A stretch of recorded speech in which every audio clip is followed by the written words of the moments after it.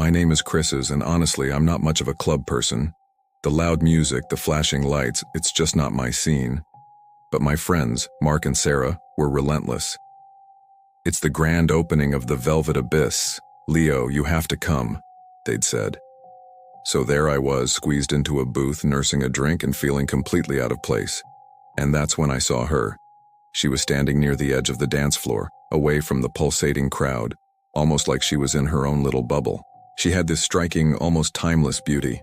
Long, dark hair cascading over a simple black dress. But it wasn't just her looks.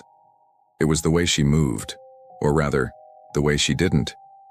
While everyone else was a blur of motion, she stood perfectly still, her eyes scanning the room with an unnerving intensity. I don't know what came over me. Maybe it was the 2 drinks, or maybe it was just the sheer magnetic pull she had. I walked over and introduced myself. She smiled, a small, subtle curve of her lips that didn't quite reach her eyes. "I'm Alara," she said, her voice a low, melodic whisper that barely carried over the thumping bass. We talked for what felt like hours, though it was probably only 30 minutes. The conversation was strange. I talked about my job, my hobbies, the usual stuff. She, on the other hand, was incredibly vague. When I asked what she did, she just said, "I observe." When I asked where she was from, she smiled and replied, "Somewhere old." Her answers were riddles, but I was too captivated to care. Her eyes, a deep, dark gray, never seemed to blink. They were locked onto mine, making me feel like I was the only person in the entire universe. As the night wore on, my friends decided to leave. I was about to say my goodbyes to Alara, but she spoke first. "Don't go yet," she whispered, her hand lightly touching my arm. Her skin was cold, surprisingly so for such a crowded place. "Come back to my place. It's quieter." Every rational part of my brain screamed, no. I had just met this woman, I knew nothing about her, but her gaze was so compelling, so persuasive. I heard myself agreeing before I even consciously decided to. "Sure," I said, my voice sounding distant. We left the club and got into a cab.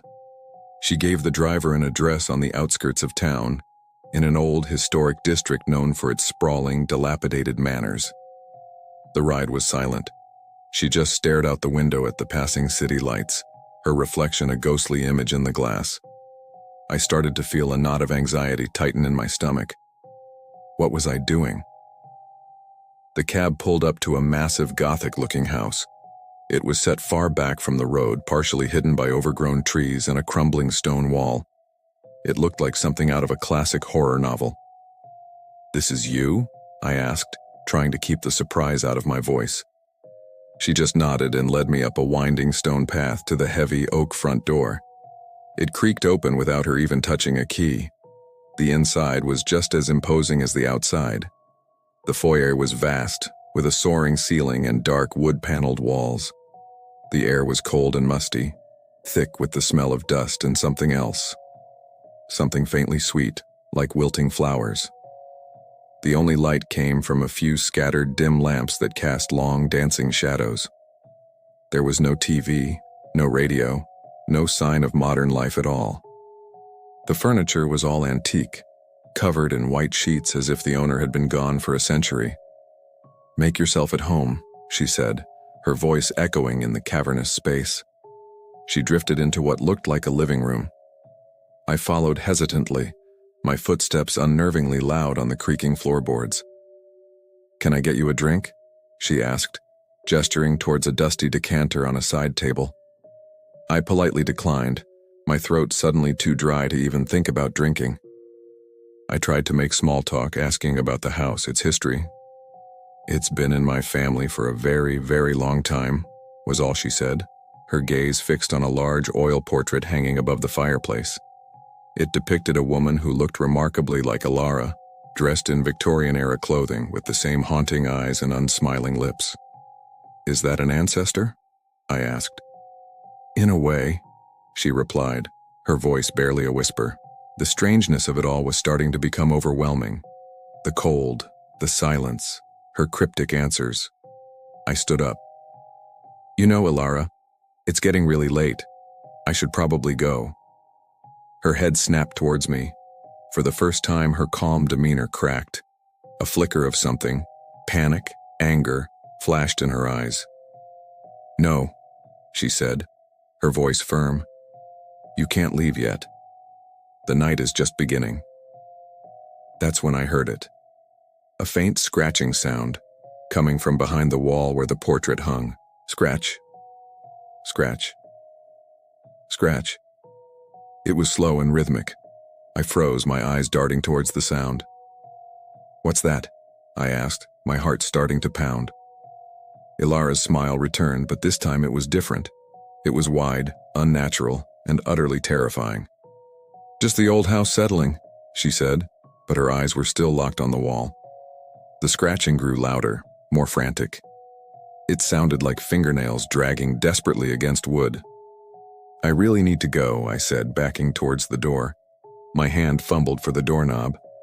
"I told you," she hissed, her voice changing, dropping to a guttural, inhuman pitch. "You're not leaving." Suddenly, a blood-curdling scream erupted from behind the wall. It wasn't a normal scream, it was raw, filled with an agony I can't even describe. It was a sound of pure terror, and it seemed to vibrate through my very bones. I yelped and yanked on the door, but it wouldn't budge. It was locked, trapped. I turned back to Ilara, my body trembling. She was no longer standing. She was hovering a few inches off the floor, her body contorting in a way that wasn't humanly possible. Her limbs twisted, and the joints popped and cracked with sickening wet sounds. Her face stretched and distorted, her jaw unhinging as a chorus of screams. Dozens of them, all different voices, all in agony, poured from her mouth. The portrait on the wall began to ripple, the paint seeming to melt, the face of the woman in the painting twisted into a silent scream, mirroring the horror unfolding in the room. The scratching from behind the wall became a deafening frenzy, a desperate, maddening clawing. I was paralyzed with fear, unable to move, unable to breathe, forced to watch this nightmare. The cacophony of screams coming from Ilara's mouth wasn't just noise. They were voices, souls trapped and crying out. I understood then. She wasn't a person. She was a vessel, a prison. The Velvet Abyss. She had collected souls from there, lured them here. This house wasn't a home. It was a stomach. And I was the next meal. With a final shattering shriek that seemed to shake the entire foundation of the house, every light went out, plunging the room into absolute darkness. I couldn't see anything, but I could hear her. I could hear her disjointed, skittering movements in the dark, getting closer and closer. I could feel her cold breath on the back of my neck. I don't know how I got out. All I remember is a primal surge of adrenaline. I threw my entire body against the front door, again and again, shouting until my throat was raw. On the third or fourth try, the old wood splintered and the lock gave way. I tumbled outside, gasping, and ran. I didn't look back. I just ran until my lungs burned and the city lights were back in view. I never told anyone the full story. Who would believe me? But sometimes late at night when it's too quiet, I can still hear it. The faint scratching sound. And the screams. The endless, agonizing screams. I haven't been to a nightclub since. I don't think I'll ever be able to again. Because now I know what can be waiting for you in the dark, hiding behind a pretty face.